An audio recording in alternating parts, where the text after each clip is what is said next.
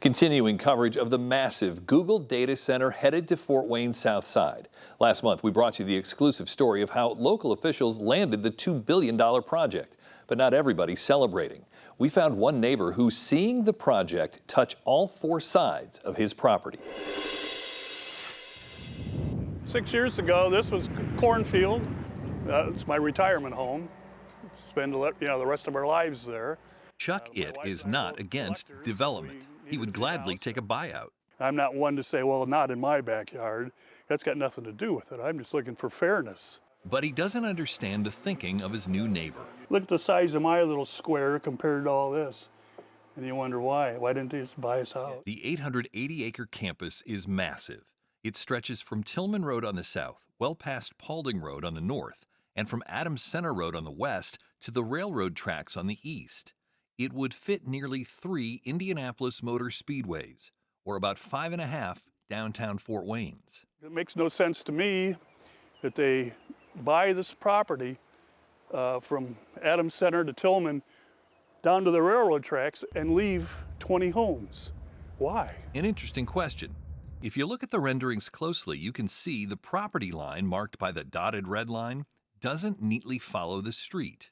And you look out there, that's all Google land. To the east, to the west, and to the north. For myself, I want us to be bought out.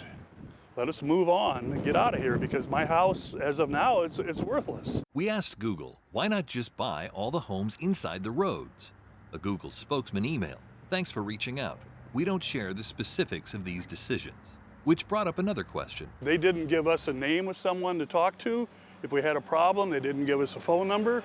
We have no idea. So if my septic tank backs up or my well goes dry, who do I get a hold of?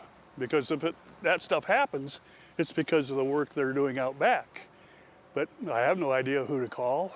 This time Google was more helpful, giving us an email for the neighbors to use. They also said a phone number would be posted on the guard gate, but when we checked, a site manager said it was on the contractor's website. Chuck's final question wasn't for Google, but for the local developers who negotiated the deal. Well, you had the authorization that you could have forced them to buy us.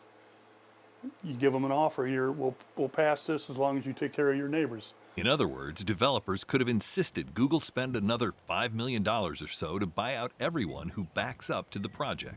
The response? The city of Fort Wayne emailed back in part, it would be detrimental to our community's growth if city officials were to require a business owner to purchase additional land beyond what is needed to meet requirements.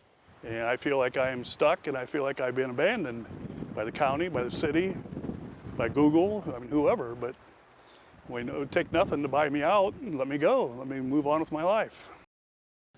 Chuck's property is not in city limits, but the city will use about half his front yard to bury a new water main. For that, he says he's being paid $1,900. A Google search says Alphabet, Google's parent company, is worth about $2.2 trillion and has about $100 billion cash on hand. And yes, Chuck confirms he still uses Google products. Dirk Rowley, Wayne 15 News.